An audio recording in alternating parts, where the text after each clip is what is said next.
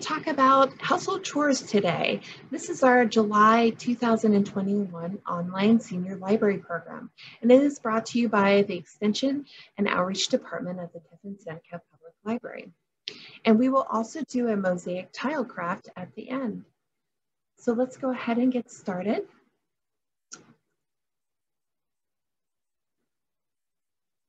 Household chores then and now. How household chores has changed over the years. What chores do you enjoy most? What chores do you enjoy the least? And what chores did you have as a child? Did you get an allowance for your chores? What chores did mom and dad do? What chores did the boys do versus the girls in the house? And what chores were easy or fun to do, or maybe they were fast to do, versus what chores were hard to do or took a long time to do? These are questions that feel free to post your comments in the link below and let us know a little bit about your household and how chores were divvied up and how they were done in your household. Here's some images of household chores of the past. You can see the first picture here is an old-fashioned dishwasher. So they did have dishwashers back in the day. This is a picture here in the middle of mom making a homemade meal. And there's a picture here on the right side of a boy helping his dad wash his car by hand. Many of these chores and things of the past we still do today, but many we have kind of gotten away from. Even down here in the corner, left corner here, there's a picture of a couple ironing clothes. A lot of times our fabrics are made so that we don't have to do as much ironing as we used to in the past. There's a picture of hand washing the dishes. We still do some of that by hand, but a lot of it goes into a dishwasher, much bigger and fancier than the one up here in the corner. There's a picture of a mom here putting the laundry in the washing machine, one of the first washing machines, and also a picture of kids helping dust around the house, as well as mom sweeping the floor there. So we're going to talk about the history of laundry. Washing clothes today is as easy as throwing clothes, your dirty clothes in a basket, gathering them up a few days later, tossing them into a machine, pressing a few buttons. And while this may be the standard of washing clothes today, at least in the United States, it hasn't always been the case. It is not surprising that most ancient civilizations developed around a water source, like a river, as water is essential for life. Early people often found themselves washing clothes down by the local river. Dirty garments were typically beaten over rocks, scrubbed with abrasive sand or stone, and pounded underfoot with wooden tools. Because of the physical demands of the chore, laundering clothes was limited to a few times a year. In fact, in ancient Rome, the job of laundering was the duty performed by men who took care of the used clothes of practically the whole city. At the dawn of Middle Ages, most households ended up doing their own laundry, with women taking over the job. Women would have a great wash day. Weeks' worth of laundry would be cleaned over the process of a few days. Cities developed community wash houses where there would be a large stone or wooden tub that held water for washing and a nearby pot of boiling water. We'll talk a little bit more about the history of laundry. Soap as we know it today wouldn't become widely available until the 19th century, leaving little option for ancient people except urine. Ancient Romans and medieval Europeans would wash their clothes in urine collected from public restrooms. Urine was referred to as chamber lye and commonly used as stain remover to dissolve grease, loosen dirt, and bleach yellowing fabrics. Soap made from ash, lye, and animal fats or oils was rarely used before the 1700s. Lye soap was the soap of pioneer America. Lye was made from water running through the ashes of a wood fire. The soap was a mixture of boiled animal fat and lye. So there's some pictures down here. You can see the lye soap being made here on the left side there. In the middle, there's a picture of one of those wash areas, those community wash areas. And here's a picture of women down by the river doing laundry. In the 19th century, the first versions of the modern washing machine made its appearance. The machines consisted of a tub base, paddles or rods, and a handle that turned the rods.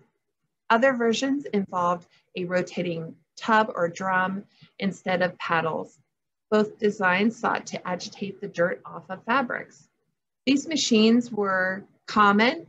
They were accompanied by a hand-operated wringer that would completely remove the need to twist clothes manually to squeeze out all the water. The first electric washing machine was made its appearance around 1900 to 1910. So maybe you had one of these ancient contraptions, these older contraptions here in the basement of a grandparent's house. Maybe you remember seeing one of these. This first one here looks very familiar. In fact, I think I have one of these tubs in my landscaping with flowers planted in it. So you could still find some of these sitting around or maybe even at auctions. Significant improvements in washing machines reduced the amount of time required to do the family laundry in the 1950s. Washing machines of the 1950s were fully automated top loaders compared to the earlier hand crank machines. The automated washing machine provided easy care for clothing and linens. Many machines in the 1960s or later had larger capacity, which meant fewer loads and even more time saved. Some models were equipped with a new push button controls rather than the traditional dials. You can see the dials here on the screen, washer dryer here. We'll talk a little bit about the history of laundromats. Commercial laundry shops made their appearance with Chinese immigrants in New York. Laundry work was not something that was done, Chinese men did back in China, but was one of the few lines of work left to them in the United States. Such businesses were so prevalent at the beginning of the Great Depression, there was an estimated 3,550 in New York City alone. So many that they made up an industry unto themselves, referred to as Chinese hand laundries. For the adults who toiled in them, it was tough, smelly work. It hurt your back, ruined your hands, and required touching dirty underwear and used handkerchiefs, and was something considered demeaning enough that many hid the true nature of their work from their relatives in China. They would often say they owned a clothing store. Many immigrants had a college education in China, but because they were non-English speakers, could only find manual labor in the United States. For many large cities like New York was a corrupt area where housing officials or police knew they could take advantage of immigrants. Immigrants would often have to bribe these people with money or have property taken away from them if they failed to pay a bribe. Over 35,000 laundromats are in operation today in the United States, and they generate more than $5 billion in revenue each year. What are the future of washing machines? What do you think washing machines will look like in the future? Here's a few ideas that are being developed. Beads over water. So washers that use polymer beads could cut water consumption by 80%.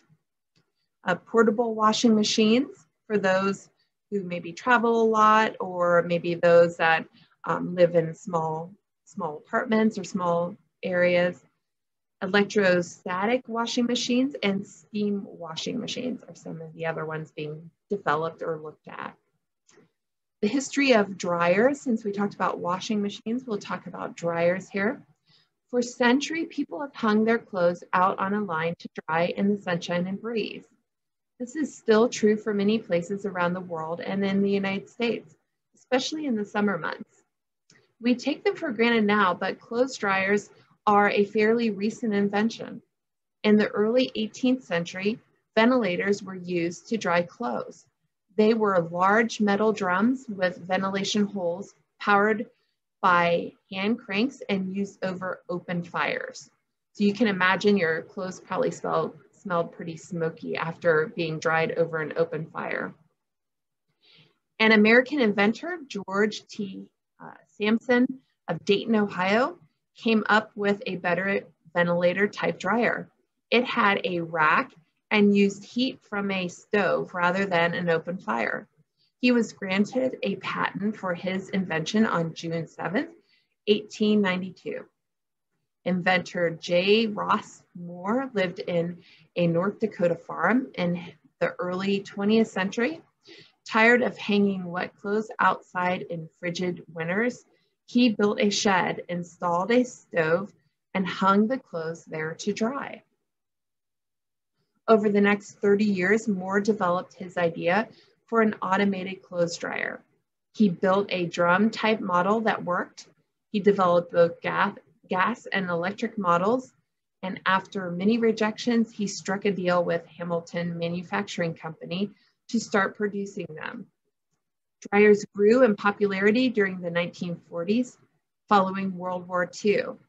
Hamilton and several other companies would sell over 60,000 gas and electric dryers annually. But in 1955, only 10% of US households had a dryer. This was probably because they were expensive.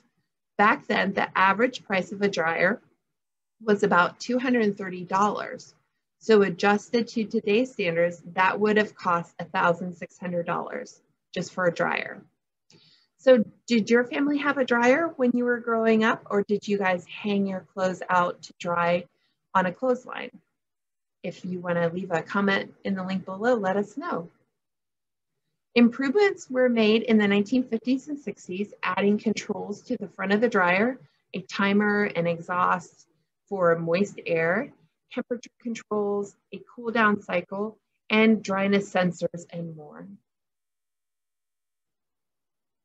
What will dryers look like in the future? So what do you think dryers will look like in the future? Here's one idea being developed. Ultrasonic dryers use no heat at all. Instead, they perform mechanical extraction of the moisture within the fabric. It can dry fabric in less than half the time of a regular dryer that uses heat to dry clothes. So we're all used to getting our nice warm clothes out of the dryer. That may be something that doesn't happen in the future. Vacuum cleaners, our next subject.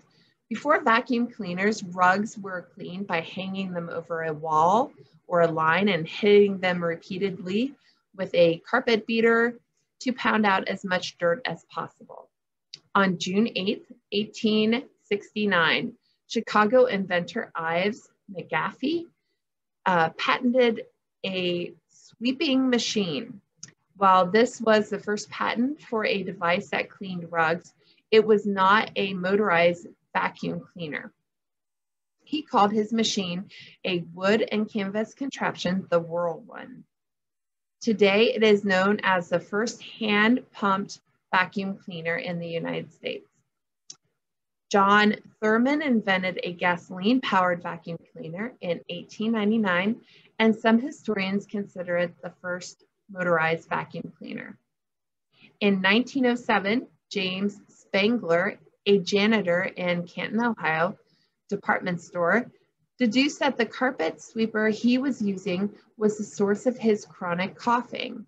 So Spangler tinkered with an old fan motor and attached it to a soapbox, stapled a broom handle to it.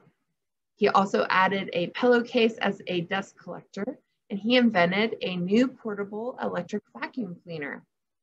He then improved his basic model, the first to use both a cloth filter bag and cleaning attachments. He received the patent in 1908. In 1960, Daniel Hess made a change to the sweeper by adding air to the sweeper. It was still a manual vacuum that used a rotating brush and bellows for collecting suction to suck up the fine dust. The machine became the foundation for the present-day vacuum cleaner as inventors borrowed the concept from it. These days, there are all sorts of model vacuum cleaners. There are upright cleaners, canister, wet dry vacs, and there are even robotic vacuum cleaners that can memorize the layout of a home and clean at pre-scheduled times and automatically return to their charging station. We'll talk a little bit about lawnmowers and the history of lawnmowers. In 1970s France, maintaining wide portions of nicely cut lawns was hard work. Farm animals or yard keepers with shears or scythes, I think you call them, were employed to cut grass and maintain its quality. The lawnmower was invented by Edwin Beard Budding in 1830 in England, and the rise in popularity of lawn sports helped prompt the spread of the invention.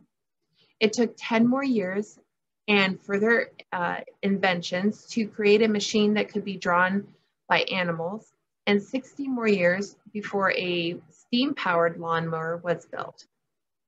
The rotary lawnmower came into existence in 1935. After World War II, lawnmower manufacturers worked double time to keep up with the increasing demand.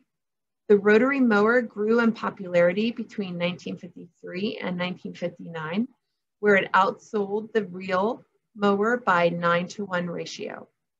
In 1964, the first zero-turn mower was invented.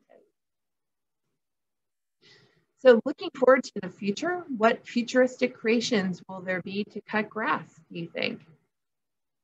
Some mowing industry experts speculate the future invention of computerized mowers, remote control mowers, solar-powered mowers, robotic mowers, and even machines that use laser beams to cut grass. So here's some pictures of some of the chores in the future here, or right now, I guess you could say. You can see here, we don't always cook so much from home. A lot of times we order out our food to take home. And of course, we don't always wash our car by hand. Sometimes we do, especially wax, but a lot of times we'll use the automatic car washes to take our car through. Vacuum cleaners are about the same as they were before, maybe improved a little bit with the suction and their ability to get dirt off the carpet or floor. And lawnmowers, zero turn, you can see here, have pretty much stayed similar or the same, but definitely an improvement when you ride them around. Picture here of a boy taking his trash out with the recycling and garbage being picked up. A lot of different improvements have been made over the years. So what improvements to chores are you thankful for?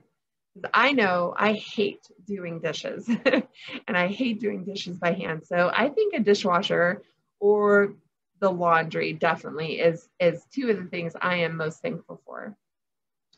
So what improvements do you not like or do you not use? Maybe you like to wash your dishes by hand. Maybe you think you do a better job of getting them clean than the dishwasher. Please feel free to comment in the link below and let us know what things do you still do like you did years ago. Maybe you still hang your laundry out to dry. Okay, we are going to move on to our craft now, and it's a mosaic tile craft. So for this craft, you will need tile pieces pre-cut from a craft store, or you can make your own tile pieces.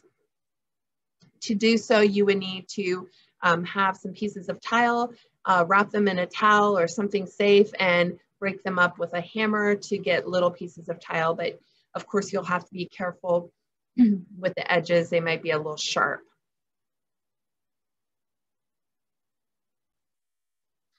You will also need adhesive, either tacky glue or some kind of mosaic glue to glue down your pieces of tile. You will need some pre-mixed tile grout. Those items you can get at a craft store. You will need a wooden frame or some kind of piece of wood or scrap piece of plywood to put your tiles on, to glue your tiles on. And you will need a wet washcloth. This will be to wipe off the grout once it has dried a little bit. You will also need a plastic knife for spreading the grout and cleaning the tiles.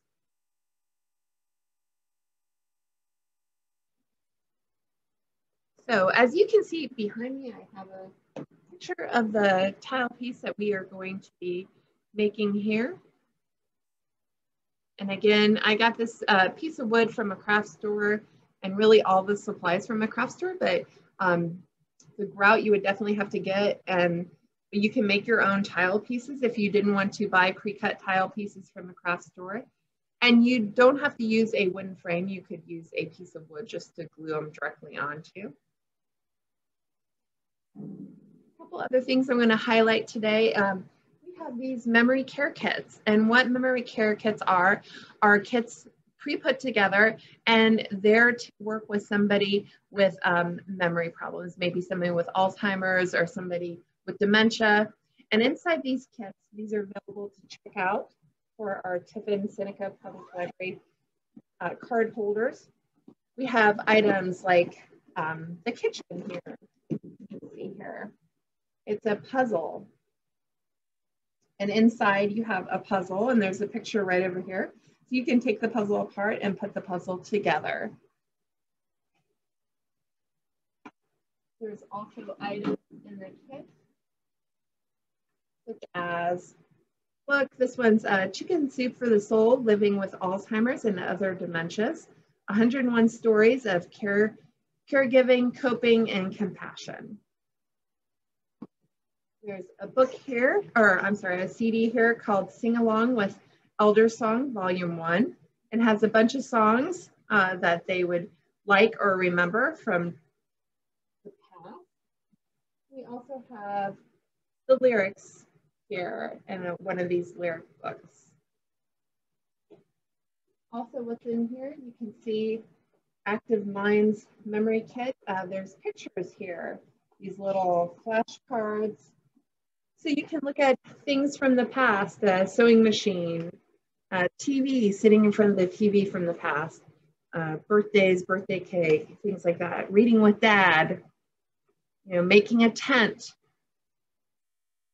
going to the post office, dropping off letters, reading the paper, cooking dinner at home.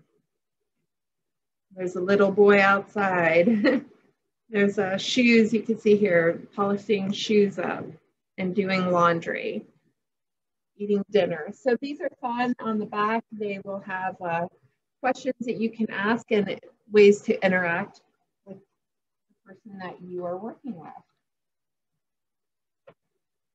So that is in there, as well as, this is a sensory snap, weekends at home. So in here, we have some sensory things. Let's see how here. There we go. So there's grass texture, other kinds of textures here that kind of bring back a little bit of memories of home they can look at. And we also have aqua paint. So these are fun. They look like this. And when you add water to them, the picture appears. So they're called aqua paints. And then they dry and they go back to being like that again. And of course, there's a little brush to do the aqua paints with. So this is available, kits like this. We have about 8 kits. They're called memory care kits, and they're available for you to check out if you work or have somebody that you give care to that has dementia or memory problems. This is a fun kit that you can interact with them with. We also have lots of books on historical fiction, things like that, people hanging laundry out to dry, Amish books, things like that. So be sure to stop by and check out our large print section at our library.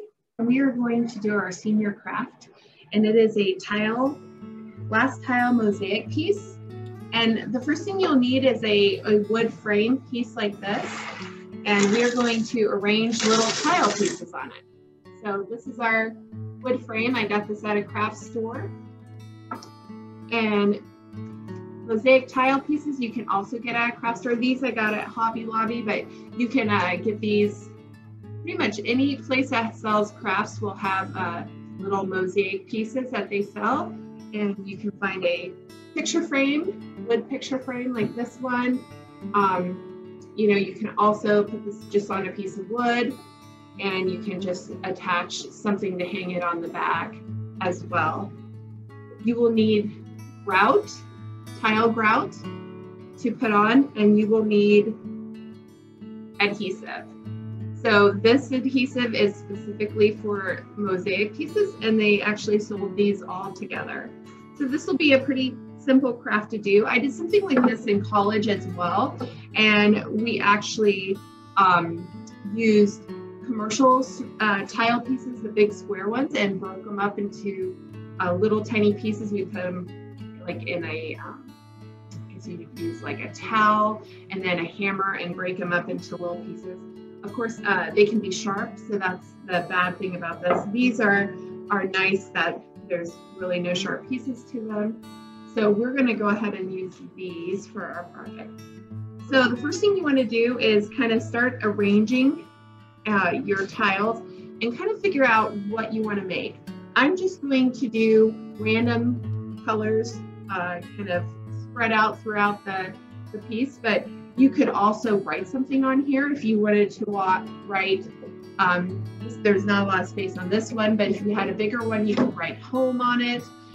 You could write maybe your name, or maybe just an initial, maybe your last name. Like my last name is G here, so I could put a G if I wanted to. So whatever you want to do, when laying the tile, the little glass mosaic tiles, you want to leave a little bit of space. So not a lot of space, but a little bit of space, about like that around the edges, so that there's a little bit of grout can get around it, and it just makes for a nicer consistency to have white grout in between each piece. So your next piece, when you lay it, will be kind of like this, and what you'll end up doing is gluing them down. So I'm going to go ahead and do that with mine.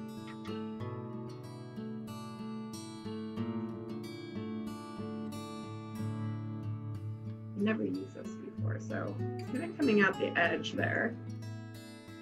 There we go. And I'm just going to set it down here and kind of move it into the spot that I need and put it down. And it's okay if there's a little bit of glue that is there.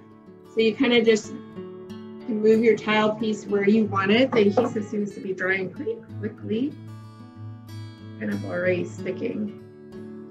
And then you'll move on to your next piece.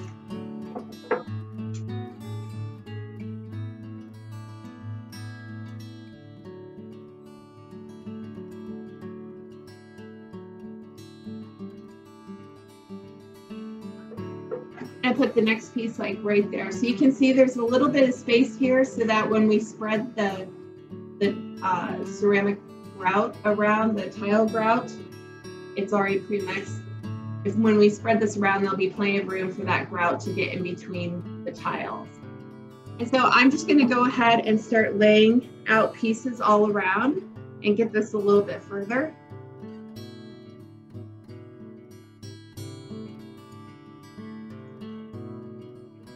I'm going to show you my progress here. You can see the tiles aren't perfectly laid down, and that's great. For any kind of ceramic or pottery type item, sometimes it's nice to have a little bit of organic flow, so it doesn't look like a machine, you know, put these down or made them. It looks more handmade. So this is how far I've gotten, and there's not really much of a pattern. I'm just kind of putting random colors, kind of not putting any two colors too similar together. So we'll see what the end result is when I finish with all the tiles. And the other thing you might want to have is a wet washcloth to help wipe up the glue if there's a little that gets on some of the tiles, or even some Q-tips as well. I found that sometimes the glue kind of bulges out a little bit, and it's nice to have a little Q-tip to kind of get that extra glue out. So just keep doing your little pattern on your piece of wood here, and we'll see how it turns out. Okay, I am done gluing down all the tile pieces. And as you can see, it is not a perfect pattern anywhere. There's some random black colors here and there. There's random pink colors here and there. There's not a specific pattern. Just be careful when you're laying out your tiles and gluing to the end. Sometimes there's going to be extra space, and that's okay. It's when I had to shift them around a little bit while the tiles were still wet. The glue was just a little tacky. But we are finished here. I'm going to let this dry, and then I'm going to apply the grout next. So you have to make sure that your tile, the glue is completely dry on the tile pieces, and then we'll apply the grout next. So the glue is nice and dried here, and you can see that none of the pieces are wiggling or moving. We're going to go ahead and if you have your wet washcloth, just kind of touch up any spots that may have glue on them like this, and kind of get them a little bit shinier. There. Okay. And our next step will be to go ahead and apply the grout to this. So I'm going to open up the grout here, and I'm going to take a little knife and just start applying it on top. And you're just going to try not to get too much on the frame part of it, but you're just going to go all the way to the edges and smooth it, just kind of like you're frosting a cake here.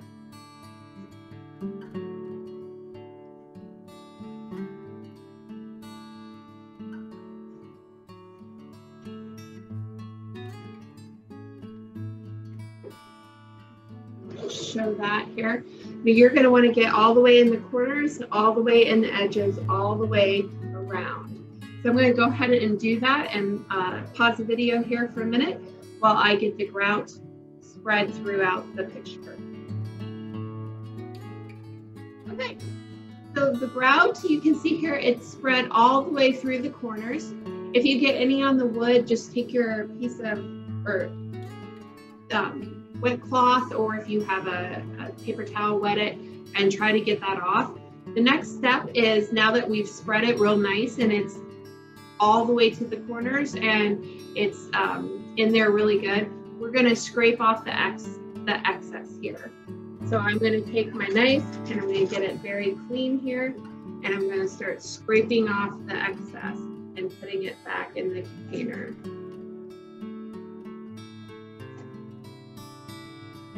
So this is going to take a little bit of time here, but you're going to go all the way around it. Scrape all the excess grout off.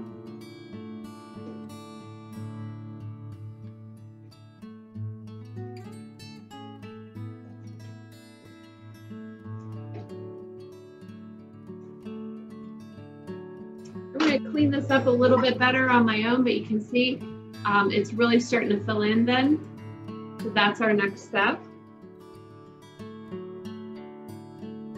Okay, so you can see here I used the sponge after I scraped off everything, and I kind of just used a little sponge here, or again, the knife is fine too. It probably does a good job too, but I just smoothed it all out as much as I can. Now this grout will cover the tiles, and that's okay. It's going to sit for 15 minutes or so and dry. And then once it's dry, we can take our wet cloth and we can clean the tiles off, the glass tiles off, and the grout will come off of the tiles. and it'll look very beautiful as it's done. So I'm going to let this sit for 15 minutes or so until the grout dries, and then we will take our wet cloth and wipe the top of it and clean off the little glass pieces, and they'll really start to pop. So now we're going to start wiping off the grout.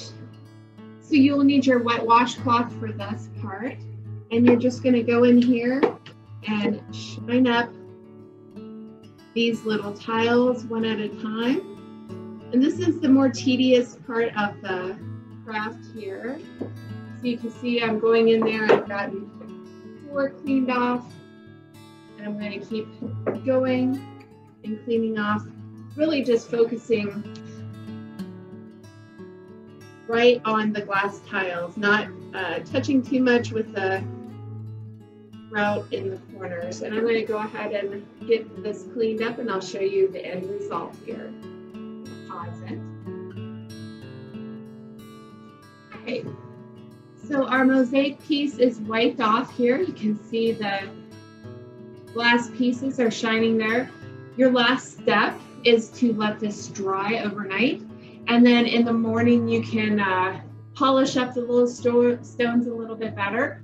You can also take a little tool, just like a plastic knife, and kind of outline the shapes if you want to a little bit, and make them stick out a little bit more from the grout, but you don't have to be that picky. This looks very nice and organic flowing, and you can also, if you would want to, add decorations to it. Let's say these tiles were kind of blues and greens, and you wanted to add seashells and make it look kind of like sea glass or something like that. You could decorate it up that way.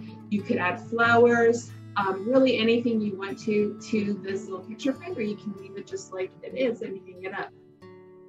So again, for this project, we just needed little mosaic tiles. If you didn't want to purchase them at the store, a lot of times you can get them at flooring departments, places like that sell flooring. Sometimes they have remnants of tile pieces, and you can break them up and do more of a, not so everything's a triangle, that you can do different shapes, whatever the tiles break up into. You will need adhesive glue. You could use like a tacky glue, or they also sell this at the craft store, mosaic glue. And you'll need some grout. And this is tile grout. It's already pre-mixed, and there's a little container of it.